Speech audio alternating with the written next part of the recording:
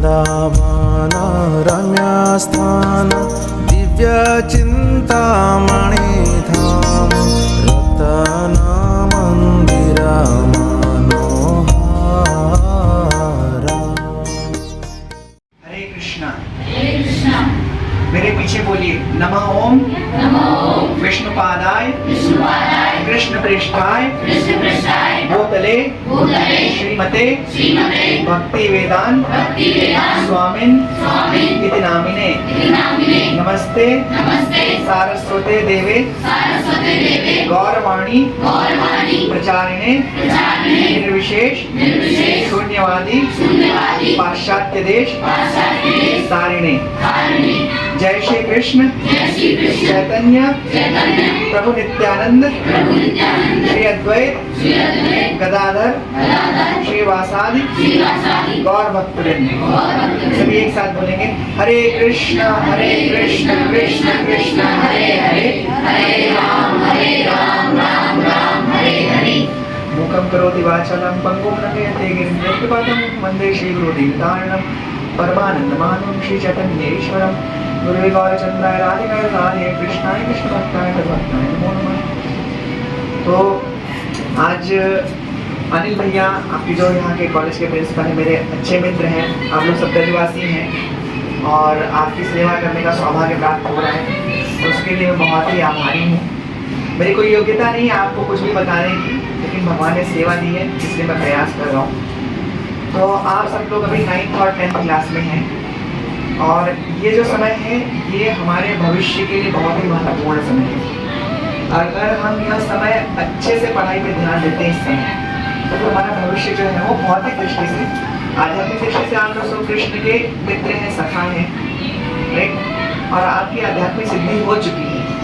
आप में से किसी को भी इस पृथ्वी में पुनर्जन्म नहीं लेना पड़ेगा। शास्त्र ऐसा कहते हैं जिसका एक बार ब्रह्म में जन्म हो गया वो आखिरी मनुष्य के रूप में जन्म होता है। यह जन्म पूर्ण होने के बाद सीधे वो लोग भगवान के गोलोक धाम जाते हैं। तो इस दृष्टि से देखा जाए तो आप सभी मेरे गुरु हैं, आप सभी मुझे आशीर्वाद दे सकते हैं, आप सभी मेरे लिए, आपके चरण मेरे लिए वंदनीय हैं। किंतु एक शिक्षक की दृष्टि से और भविष्य की दृष्टि से व्यावहारिक जगत में कुछ अच्छा कैरियर बनाने के लिए आपको गाइडेंस देने की सेवा मुझे प्राप्त हुई है, रजनी सेवा प्राप्त हुई है। तो बात की बात मेरे महाराष्ट्र राधा शर्मा है कृपा से मैं आपको कुछ समय बस छोटी छोटी चीज़ें बताऊंगा। तो आप हाथ नीचे कर सकते हैं, आप हाथ जोड़े मुझे डर लगेगा। तो देखिए, इंजीनियरिंग और मेडिकल आज के समय में बहुत ही ज़्यादा प्रतिस्पर्धा का विषय है, राइट। और आपको पता है भारत के सबसे उच्च स्तरीय इंजीनियरिंग कॉलेजेस हैं IIT, राइट। वहीं पे मेरा नाम राहुल मिश्रा है और मैंने IIT खड़गपुर से 5 साल का कोर्स किया 2003 से 2008 के बीच में। उसके बाद कभी नारायण करके बहुत बड़ा कोचिंग संस्थान है दक्षिण भारत में, तो वहाँ पे मैं केमिस्ट्री का अध्यापन कर रहा हूँ और JEE और NEET के लिए और एडवांस के लिए फाउंडेशन में सबके लिए बच्चों को प्रयास कर रहे हैं केमिस्ट्री पढ़ाने की। तो आप लोग भी यहाँ पे पहली बात तो एक पुस्तक है art of concentration in the age of distraction. तो पुस्तक की 2 प्रतियाँ मैंने यहाँ पे लाइब्रेरी में रखवा दी है और जितने भी टॉपर बच्चे उनके लिए वो पुस्तक ऐसे गिफ्ट में भेजूंगा और बाकी बच्चों के लिए भी। उससे आपको हमें स्टूडेंट लाइफ में कैसे अपनी एकाग्रता को बनाए रखना है, कैसे अपने लक्ष्य को ध्यान में रखना है, उसके विषय में बहुत सुगम वर्णन किया गया है। उसमें भगवद गीता शास्त्र के सिद्धांत के अनुसार जो साइकोलॉजी है, जो मनोविज्ञान है बच्चों का, लड़के का, लड़की का, और इस उम्र में आपको पता है इस उम्र को बोला जाता है टीनेज। टीनेज का मतलब कितने बच्चे जानते हैं? टीनेज मतलब किशोर। कितनी एज होती है किशोर की? 13 से 19, करेक्ट। 13 से 19 के बीच की उम्र को किशोर या किशोरी वय कहा गया है। तो इस उम्र में बच्चों के शरीर में बहुत सारे परिवर्तन भी होते हैं, मनोविज्ञान में बहुत सारे परिवर्तन होते हैं और यही हमारे कैरियर का सबसे महत्वपूर्ण पीरियड है। तो शास्त्र अनुसार उस पुस्तक बहुत अच्छे से जानकारी दी गई, वो आपको पढ़ने को मिलेगी। साथ में आप यहाँ ब्रज धाम में रह रहे हैं, तो ये राधा रानी और कृष्ण का धाम है और हमने दर्शन किए नंद भवन में। अनिल भाई ले गए थे आपको दर्शन किए, तो बहुत सुंदर नंद बाबा आनंद भवन के दर्शन किए। तो उनकी छत्र छाया में आप लोगों का यहाँ पे पढ़ाई लिखाई ये सब चल रही, साधना चल रही है। आपने इतने प्रेम से जब मैं आया तो वांछा कल्पतरुभ्यश्च वैष्णव के प्रणाम करते मेरा स्वागत किया। चीज़ें वहाँ भारी हैं। और जहाँ तक पढ़ाई का संबंध है, तो पढ़ाई के बारे में हमें अपने लक्ष्य को जानना चाहिए। जैसे कोई बच्चा है, उसको पता होना चाहिए कि मैं डॉक्टर बनना चाहता हूँ या चाहती हूँ, मैं इंजीनियरिंग में आगे जाना चाहता हूँ। तो इस उम्र में आके हमें फिर डिसाइड करना पड़ता है 9th और 10th में, क्योंकि अभी जो है प्रतिस्पर्धा कंपटीशन बहुत ज़्यादा है।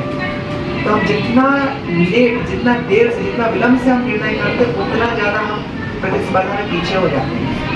बहुत सारी जगहों पे छठी क्लास से ही IIT JEE नीट इन सब की तैयारी शुरू हो जाती है, लेकिन वो थोड़ा ज़रूरत से ज़्यादा है।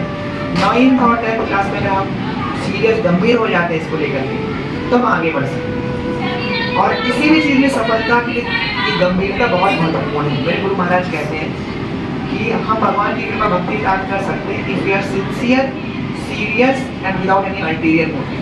सिंसियर का क्या मतलब है? सच्चा, उसका सबसे अच्छा शब्द आएगा उसके लिए एक निष्ठ। एक निष्ठ, एक ही निष्ठा है, एक लक्ष्य है, उसके प्रति पूरी निष्ठा है, सिंसियर। जैसे हम भक्ति में सिंसियर, एक निष्ठ होना चाहते हैं, कोई दूसरी निष्ठा नहीं। कृष्ण के प्रति, राधा रानी के प्रति, भगवान के भक्तों के प्रति निष्ठा, उसको बोलते हैं सिंसियर। कि हम पढ़ाई हृदय से करें, बाकी सारी चीज़ें जो उसके चारों तरफ केंद्रित हो जाती हैं। अगर किसी को म्यूजिक का शौक होगा, इसमें से कितने लोगों को म्यूजिक का शौक है?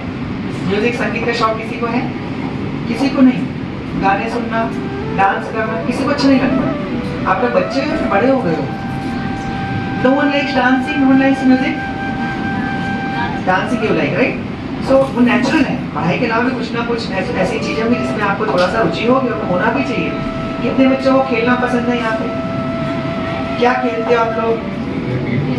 क्रिकेट, क्रिकेटर है सब यहाँ पे। आप क्या खेलती भैया? What do you play? Gilli danda, बोल रहे गिल्ली डंडा। अरे आप बताओ।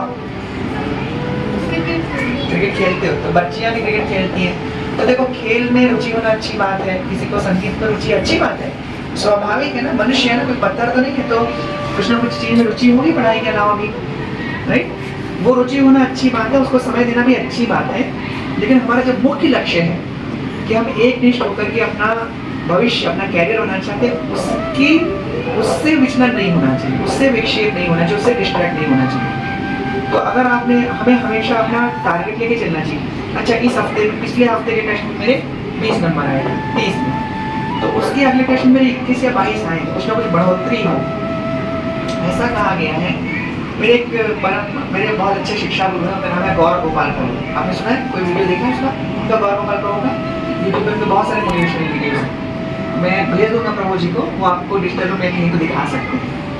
तो वो उनके एक भक्त उनसे मार्गदर्शन ले रहे थे, तो उस व्यक्ति को साउथ मुंबई पता है आपको? मुंबई का जो सबसे अमीर रिच एरिया है, तो बच्चा जो उनसे लड़का उनसे गाइडेंस ले रहा था, और वो सिगरेट बहुत पीता था, एक दिन में 10-10, 15-15 सिगरेट पी जाता था। तो प्रभु जी के सामने से उसके मन में थोड़ी शुद्धि, उसने बोला, प्रभु जी कल से सिगरेट पीना बंद। तो प्रभु जी बोले, अरे क्या कह रहे हो, कल से सिगरेट पीना बंद मत करो।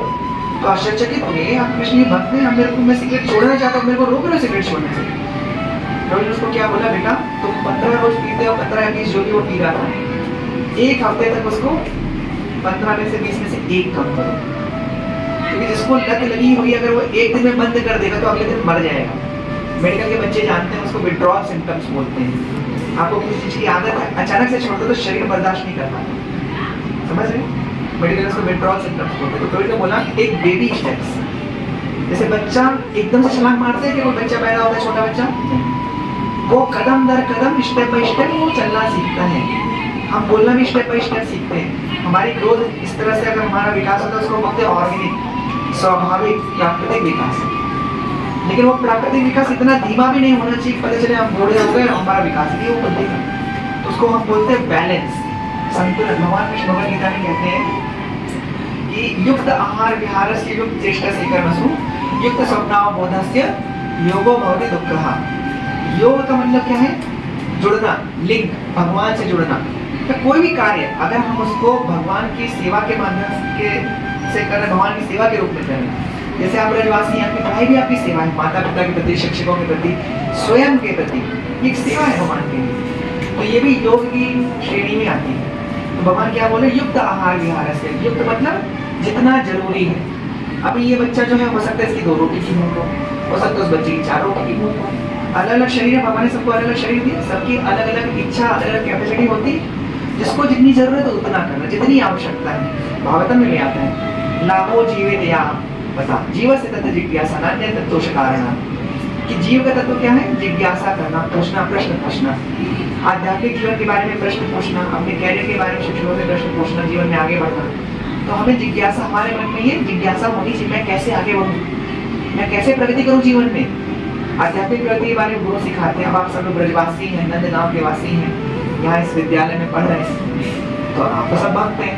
तो यहाँ पे जो आपके शिक्षक है वही आपके आध्यात्मिक गुरु भी हैं, जो भी आपको प्रशिक्षण दे रहे हैं वो आपको जीवन में, भक्ति में और कैरियर में, दोनों में आगे लेके जाए। उसमें प्रॉपर संतुलन चाहिए, हमें समुचित संतुलन चाहिए। क्या भगवान बोले? युक्त आहार विहार से, जितना जरूरी उतना खाएं, जितना जरूरी हो उतना इंटरटेनमेंट। विहार मतलब इंटरटेनमेंट। अभी कोई भी 24 घंटा बुक लेके नहीं बैठ सकता और चाहिए भी नहीं। कुछ समय हमें कुछ ना कुछ मनोरंजन आवश्यक है, क्योंकि वो मनुष्य का स्वभाव है। बच्चों की वैसे मनोविज्ञान होता है, वैसा साइकोलॉजी है, वो भी चाहिए। किसी का मनोरंजन जो खेल के होता है, क्रिकेट के लिए आपने बताया, इसका मतलब म्यूजिक हो जाता है। तो मेरी ये रिक्वेस्ट है आपसे कि मनोरंजन जो है वो ऐसा रखें कि उससे आपके मन को प्रफुल्लित हो, आपको आनंद मिले। मोबाइल में 1 घंटा घुस जाना मनोरंजन नहीं कहलाता, तो आपको और थकाता है। समझ रहे हैं आप? राइट? कितने लोग हैं यहाँ पे जो मोबाइल गेम्स खेलते हैं? विहार से जो चेष्टा से कर्मसु, तो हमें अपना हमारा खाना पीना जो है वो जितना जरूरी है उतना होना चाहिए। जरूरत से ज्यादा ना खाना, ना जरूरत से कम खाना, जितनी आवश्यक है। राइट? युक्त विहार।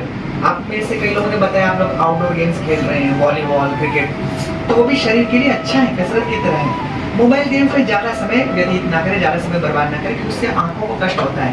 स्क्रीन टाइम से हमारा आंखें, उसके वाइब्रेशन, वो सारी चीजें हमारे शरीर को भी नुकसान करे। थोड़ा बहुत चलता है, ज्यादा नहीं। ठीक? भगवान कह रहे हैं युक्त आहार, कह रहे हैं युक्त चेष्टा से कर्मसु। हमारा जितना भी इंडिवर है, हम जो भी मेहनत कर रहे हैं वो गाइडेड होना चाहिए, बैलेंस में होना चाहिए। पता चले किसी बच्चे को, यहाँ पे किसको बायोलॉजी पसंद है, बायोलॉजी सबसे अलग, तो बायोलॉजी पसंद इसका मतलब ये नहीं कि 24 घंटे में से 21 घंटे बायोलॉजी पढ़ रहे हैं और केमिस्ट्री और मैथ जो है किनारे चला गए। मेरे कहने का समझ रहे हो? संतुलन चाहिए भाई। एग्जाम में क्वालिफाई करके सब में पास होना होता है, एक में फेल हुए तो बैंड बज जाएगा।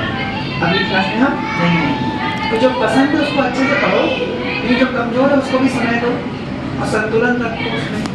युक्त चेष्टा से करो। युक्त स्वप्नावबोधस्य। युक्त स्वप्नावबोधस्य क्या मतलब है? स्वप्न अवबोध। स्वप्न का मतलब सपना देखना, सोना। अवबोध मतलब जागना। तो सही मात्रा में सोना और सही मात्रा में जगना वो भी जरूरी है। अगर हम जबरदस्ती एग्जाम में देते, कई बार क्या होता है, हमें 6 घंटे शरीर के नीचे हम 4 ही घंटे सोते हैं और ये दिन पेपर बिगड़ जाता है। मेरे साथ ऐसा हुआ है 10वीं क्लास के बोर्ड एग्जाम। इंग्लिश के बारे में बहुत बड़ा रट्टूज होता था, अभी भी हूँ, पहले तो बहुत बड़ा था स्टूडेंट टाइम में। तो पूरे ऐसे वैसे सब रट्टा मार लेता था, भयंकर वाला। तो एक बार रटने मेरे को इंग्लिश के पेपर, सेकंड पेपर था 10th में, और उसमें मैं थोड़ा ज़्यादा रट्टा मार लिया, थोड़ा 1-1.5 घंटा ज़्यादा जग गया। अब अगले दिन पेपर में मुझे पूरे समय नींद आ रही था, मेरा पेपर अच्छा नहीं हुआ उसके कारण। बार बार मैं स्पेलिंग मिस्टेक कर रहा हूँ, इंग्लिश बहुत अच्छी नहीं, फिर भी स्पेलिंग मिस्टेक कर रहा हूँ क्योंकि आधे नशे में हूँ। तो सही मात्रा में सोना, तब आप रात में सही मात्रा में सोएंगे तो दिन में जब यहाँ स्कूल आएंगे तो पूरे दिन एनर्जी रहेगी। राइट? मैं बैंगलोर में पढ़ाता हूँ, नारायणा में, तो कई बच्चे जो रात में देर तक जगते हैं और उसके बाद सुबह आते हैं तो क्लास में दूसरे तीसरे चौथे पीरियड में फिर सोना चालू हो जाता है। फिर लंच करके, लंच के बाद वाले पीरियड में कई बच्चे सोते हुए पाए जाते हैं, मुझे उनको प्रिंसिपल के पास भेजना पड़ता है, देखो ये सो रहे हैं। अच्छे बच्चे जो पढ़ाई में तेज है, ऐसे बच्चे तो आप लोग भाग्यशाली हो कि आप ब्रज में नंदगांव में है, यहाँ पे आपके पास ज्यादा डिस्ट्रैक्शंस नहीं है रिलेटिवली, लेकिन सारे डिस्ट्रैक्शन का आप मोबाइल है, तो मोबाइल नाम की शत्रु से बच के रहना है। राइट? है ना? तो ये सब चीजों का ध्यान रखिएगा और अपना जो लक्ष्य है, ऐसा कहा गया कि जब भी हमें कठिनाई आती है रास्ते में तो हमें अपने लक्ष्य का स्मरण करना चाहिए। जैसे हम साधक हैं, आप लोग सब सिद्ध हैं, आपका ब्रज में जन्म हो गया, पुनर्जन्म नहीं हुआ, आप लोग सिद्ध हैं, भगवान की भक्ति में सिद्ध हो चुकी है, हम भी साधक हैं, तो भक्ति में आगे बढ़ने का प्रयास कर रहे हैं, समस्याएं आती हैं। राइट? मन करता है ये कर लो, वो कर लो, बहुत सारे मोह माया है, तो फिर उस समय अपने आप को अपना लक्ष्य याद करें, मेरा लक्ष्य वो है। जैसे कोई बच्चा है जो कोई नीट की तैयारी, कोई डॉक्टर बनना चाहता है, कोई इंजीनियर बनना चाहता है, कोई एनडीए में जाना चाहता है, तो जब भी मन करता है कि अभी पढ़ाई नहीं, अभी एक मूवी देख लेते हैं या कुछ और कर लेते हैं। कितने लोग मूवी देखते हैं यहाँ पे? मूवीज कैसी मूवीज? हिंदी, इंग्लिश, हिंदी। तो कभी कभार बात अलग है, लेकिन एग्जाम के दिन पहले मूवी देखना अच्छा नहीं। ये तैयारी अच्छी नहीं तो मन क्या कहता है? मूवी देख लो। राइट, हमारा शब्द क्या मन के लिए? Mind, MIND। Mind is not disciplined, mind is not devoted. तो मन जो है MIND, mind is not disciplined. तो मन को हमें अनुशासन में लाना पड़ता है। तो जब जो चीज़ जरूरी है तो वो चीज़ करनी चाहिए। जैसे यहाँ पे चौक रख के मैं एक चीज़ आपको बता देता हूँ, ये आपके लिए बहुत यूजफुल होगी। तो ये चौक वाला इधर दिखा सकते हैं, सबको दिख रहा है? ये हमारा क्वाड्रेंट है, राइट, कार्तीय तल। पढ़ा है सबने? तो इसमें 4 आपको चीजें दिख रही हैं। हम जब भी कुछ करने वाले तो ये 4 चीजें आपके सामने आएंगी। अर्जेंट, इंपॉर्टेंट, इधर आएगा नॉट अर्जेंट, नॉट इंपॉर्टेंट, कुछ भी नहीं। फिर इधर अर्जेंट, नॉट इंपॉर्टेंट, और इधर क्या आएगा? चौथा क्या बच गया बताओ? Not urgent, important. सो हम पूरे दिन में जितनी भी गतिविधियां करते हैं उनको इनमें से किसी एक कैटेगरी में डाला जा सकता है। तो जो चीज अर्जेंट है, अब इनको अगर 1 2 3 4 बोल देते हैं, तो हम जो भी कार्य करने जा रहे हैं उसके पहले हम अपना प्लान बना सकते हैं। तो उसमें अगर कोई चीज अर्जेंट है, इंपॉर्टेंट, उसको फट से कर देना है।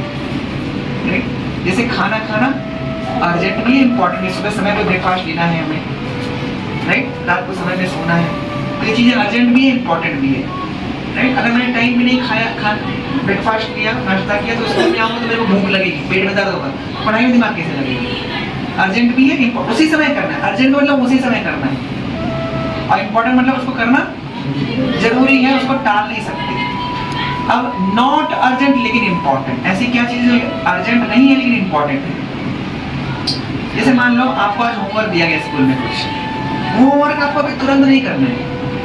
अगर हम बोले अभी ये हिंदी का पीरियड चल रहा है, मेरे को सोशल साइंस में होमवर्क मिला है, वो मैं अभी कर लूँ, नहीं, वो अर्जेंट नहीं है। अब घर जाके 1 बजे के बाद भी कर सकते हैं ना। तो अर्जेंट नहीं है लेकिन इंपॉर्टेंट है, करना है। फिर तीसरा है अर्जेंट है लेकिन उतना इंपॉर्टेंट नहीं है। ऐसा कुछ उदाहरण दे सकते हो जो अर्जेंट लेकिन उतना इंपॉर्टेंट नहीं है? और ये कैटेगरी भी नॉट अर्जेंट, नॉट इंपॉर्टेंट। इन चीजों को हमें हटाना है अपनी दिनचर्या से। जैसे एग्जाम्पल दे सकते हैं, जैसे मान लो बच्चों को गप्पे मारना अच्छा लगता है, या कई बार मैं वृंदावन गुरुकुल में जब था तो मैं देखा था कुछ बच्चे जो हैं बाहर से आके बच्चे पढ़ते थे गुरुकुल में, तो शाम के टाइम, संध्या आरती के टाइम बच्चे अपने बाल ऐसे मस्त बना करके दर्शन के लिए जाते थे। अभी दर्शन, भगवान के दर्शन के लिए जा रहे 9वीं 10वीं के बच्चे, तो ऐसे बारिश टाइप से खड़े करने की क्या आवश्यकता है? दिखाने के लिए ना, समझ में आ रही नहीं? तो उधर ना तो अर्जेंट है ना इंपॉर्टेंट है। ठीक, कभी कभार शॉर्ट में एक आदमी तो चलता है, लेकिन वो डेली तो ना तो अर्जेंट ना इंपॉर्टेंट है, हमारा समय उसमें बर्बाद होता है। जैसे देखो ये ब्रह्मचारी कट है, फिर बच्चा कट है, स्टूडेंट कट है, विद्यार्थी। राइट, कहा गया ना, शास्त्र में आया है, काग स्नानम वको ध्यानम श्वान निद्रा तथैव च अल्पाहारी गृह त्यागी विद्यार्थी पंच लक्षण। जो व्यक्ति विद्या चाहता है, सीखना चाहता है कुछ ज्ञान, उसके लिए क्या है? काग स्नानम।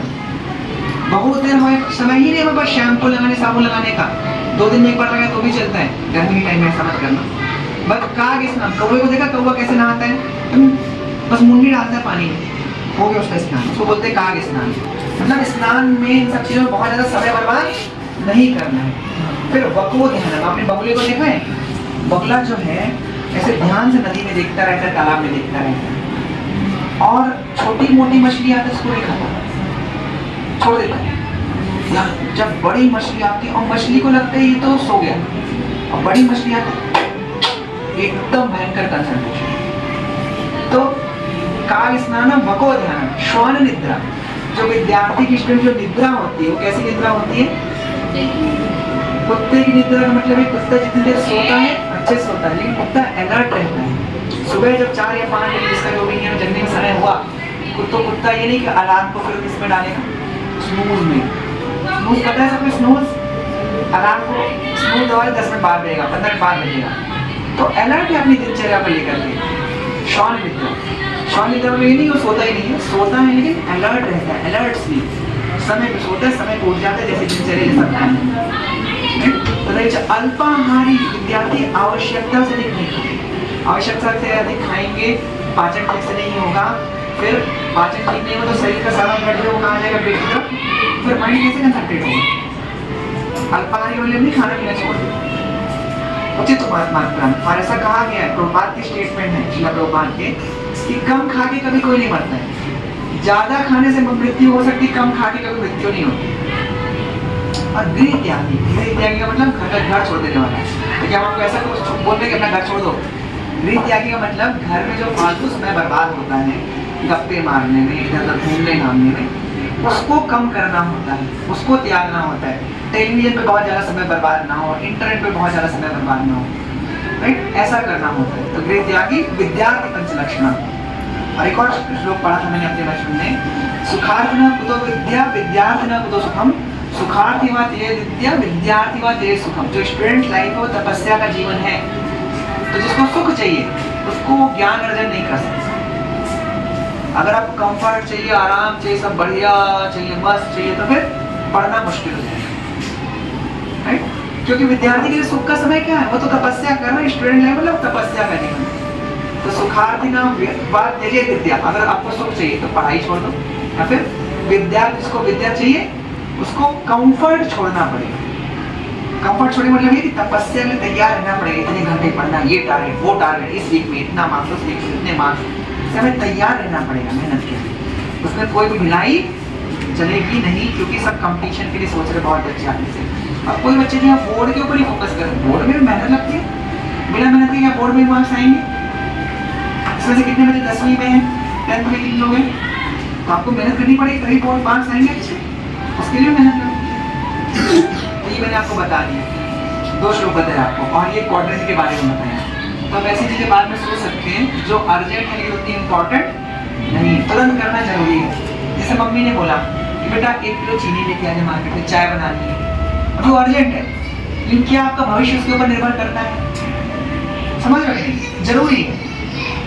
तो और कोई नहीं, घर में मम्मी ने आपको ही बोल दिया, अब उस समय आप ये बोलो कि मैं पढ़ाई कर रहा हूँ, अरे घर में कोई नहीं है, मम्मी नहीं आएंगी, तो अर्जेंट है, करना पड़ेगा, लेकिन उतना इम्पोर्टेंट नहीं है, तो उसको हम कर सकते हैं। तो इन 4 में से सबसे नंबर 1 किसको देना है? जो अर्जेंट है और इम्पोर्टेंट है। नंबर 2 पे अर्जेंट और नॉट इम्पोर्टेंट, इसमें ज़्यादा समय भी नहीं लगता है। फिर नहीं, फिर ये वाला आएगा, नॉट अर्जेंट, जरूरी है, होमवर्क करना है, अभी नहीं करा तो चलेगा, लेकिन शाम को कंप्लीट करके कल दिखाना है, वरना सब लात खाओगे, राइट? यहाँ पिटाई होती है, नहीं हरीश, पिटाई होती है यहाँ, लड़कों की लड़कियों की दोनों पिटाई होती है। तो लड़कियों को भी मारता है, लड़कियों की मिठाई की सेवा जो है ना माताओं को ही देना है ना, ठीक है? तो नॉट अर्जेंट इम्पोर्टेंट, एंड ये हमें 0 करना है। इसको सबको ये क्रम समझ में आ गया? तो आप एक दिन पहले ही प्लान कर सकते हो। मेरा इस वीक का टारगेट, इस वीक के एग्जाम में मेरे पिछली बार 20 आया था, अगली बार मेरे 22 लाने हैं कम से कम। क्योंकि अगर आप कुछ टारगेट नहीं बनाते तो माइंड का टारगेट बनाता है, और माइंड का टारगेट हमेशा क्या होता है? मन का टारगेट क्या होता है? आराम। मन का टारगेट क्या है? आराम। मन हमेशा सबसे आसान रास्ता ढूंढता है काम चोरी का, राइट? इसलिए भगवद गीता में कहा है, बंधुरात्मा मनस तस्य विनाश में आवतना जिता अनाथ में शत्रुत्व वर्तित आत्मे शत्रुवत। यदि मन आपका बंधु है और आपने मन को वश में कर लिया, तो सबसे बड़ा फ्रेंड है, कोऑपरेट करेगा तो आपको भविष्य में आगे लेके जाएगा। लेकिन अगर आपने उसके ऊपर नियंत्रण नहीं किया और आप उसके पीछे भाग रहे हो, तो फिर मन पता नहीं कहाँ कहाँ लेके जाएगा, राइट? एक श्लोक है शास्त्रों में, उसमें बताया गया है कि आत्मानम रत्नम वृद्धि, कठोपनिषद में आता है, शरीरम रत्नेव च बुद्धिं सार्थिं वृद्धि मनः प्रक्रमेव च इंद्रियाणि मयांस्तेषु। उसमें क्या उपमा दी गई? प्रभुपाद श्लोक भगवद गीता में कोट करते हैं, तो उसमें क्या उपमा दी गई है कि जो हम हैं, हम एक रथ में बैठे हुए रथी हैं, मतलब रथ में जो बैठा, पहले रथ की उपमा दी गई, रथ में जो यात्री बैठा हुआ है वो हम हैं, हम मतलब आत्मा, और जो पूरा रथ और जो घोड़े हैं वो शरीर की तुलना की गई है। जो 5 घोड़े हैं वो 5 ज्ञानेंद्रियां हैं। और रथ का जो सारथी है वो कौन है? बुद्धि। और सारथी के हाथ में जो लगाम है वो क्या है? मन। तो अगर लगाम सारथी के नियंत्रण में है तो रथ को जहां ले जाया जा सकते हैं। यानी बुद्धि अगर इंचार्ज है, बुद्धि अगर अच्छे से काम कर रही है तो जहां जाना है वहां रथ लेके जाए। लेकिन अगर लगाम अपनी मर्जी से काम करने लगा और लगाम सारथी के कंट्रोल से बाहर निकल जाए तो 5 इंद्रियां, 5 घोड़े अलग अलग दिशा में जाएंगे। और सब घोड़े अलग अलग दिशाओं में जाएंगे तो जो रथी है यानी हम यानी आत्मा उसका बैंड बन जाएगा। समझ में आई बात? इसलिए हमें प्लानिंग करनी होती है। हमें अगले 1 हफ्ते की या अगले 1-2 दिन की प्लानिंग करनी होती है। मेरे बहुत प्रिय शिक्षा गुरु हैं श्री भक्तिदेव स्वामी महाराज, वो कहते हैं if you fail to plan you plan to fail. अगर आप प्लानिंग करने में गलती कर रहे हो तब गलती करने की प्लानिंग कर रहे हो। क्या आपको मेरी बात समझ में आई? लिख दो यहाँ पे, if you fail to plan. इसके बारे में आप सोचना और फिर हरीश प्रभु से और अनिल प्रभु से आप डिस्कशन करना। If you fail to plan you plan to fail.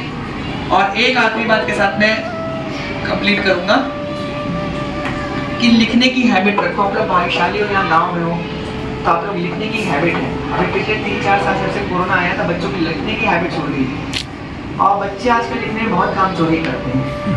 और हम अपने बचपन में एक ही चीज 10-10 बार लिख के याद करते थे, नहीं हरीश? कितनी बार लिखते थे? ये तो खैर अभी 3-4 साल पहले पढ़े, लेकिन हम लोग एक ही चीज 10-10 बार लिखते थे, लिख के रट्टा मारते और लिखने से याद हो जाते हैं। मेरे शिक्षक में राधे श्याम प्रभु वो कहते हैं कि a faint pencil is better than a bright memory. A faint pencil is better than a bright memory. इसका मतलब क्या है? कौन बता सकता है? कोई बता सकता है? आपको लगता है कि आपकी बुद्धि बहुत कुशाग्र, बहुत प्रखर है और आपने एक बार जो पढ़ लिया आपको याद रह जाएगा। तो यहाँ क्या कहा जा रहा है? अगर आपने एक बार पेंसिल से लिख लिया तो याद रहने की संभावना ज्यादा है कंपेयर टू अगर आपकी बुद्धि बहुत तेज है। ऐसा इसमें बताना है। ऐसे एक और बात कहते हैं कि 1 time writing is equal to 10 times reading. कई बार बच्चे होते हैं एग्जाम के लिए पढ़ रहे हैं, अरे पढ़ रहे हो लिखो भी उसको, जो पढ़ रहे जरूर उसको बार-बार लिखो। 1 time writing is equal to 10 times reading. तो ये बातें मैं अपने सारे स्टूडेंट्स को बताता हूँ। इन सब चीज़ों को आप थोड़ा गांठ बांध लीजिए तो आपको पढ़ाई में बहुत सुविधा होगी। तो मैंने शिक्षक के रूप में, एक मार्गदर्शक के रूप में आपको कुछ बातें बताई हैं। मैं अभी आप सभी के चरण कमलों में दंडवत प्रणाम करते हुए आपके चरणों की रज अपने शिरों पे धारण करते हुए आप सभी को प्रणाम करता हूँ। आपने मुझे सेवा का अवसर दिया और मेरे प्रिय शिक्षक ने हरि पार्षद को हमेशा कथा के अंदर ये श्लोक बोलते हैं, यदत्कृतं किंचित विद्वान् संपूर्यन्तु सा तत् यत्र शौस्तवं किंचित सद्रोर्यं मे नहि। इसका अर्थ ये है कि मैंने जो भी बताया अगर उसमें से आपको कुछ भी अच्छा लगा, जो कुछ भी ऐसा लगा जिससे आपको कष्ट हुआ या जो आपको लगा सही नहीं है, तो आप सब विद्वान बालक हैं, आप सब ब्रजवासी हैं, विद्वान कन्याएं हैं, आप उसमें जो भी कमी त्रुटि है आप अपनी बुद्धि के अनुसार उसको शुद्ध कर सकते हैं। यदत्र सौष्ठवम किंचित। लेकिन अगर आपको कुछ भी अच्छा लगा तो वो जो अच्छा लगा सब गुरोर एव में नहीं, उसमें मेरी कोई भी योग्यता, मेरा कोई भी योगदान नहीं। मैंने अपने गुरुओं से जो श्रवण किया है केवल मैंने उसको यहाँ पे एकदम अक्षरशः यहाँ पे आपको बताया है और थोड़ा समझाने का प्रयास किया। तो इन शब्दों के साथ मैं विराम देना चाहूँगा जो मैंने आपको मार्गदर्शन किया।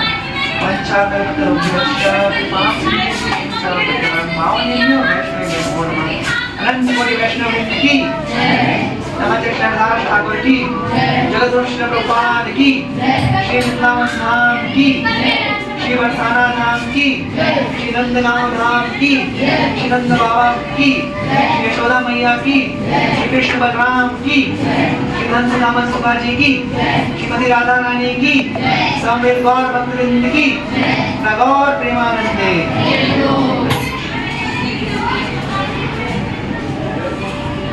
श्याम हृदय कमल सो प्रगट और श्याम हृदय को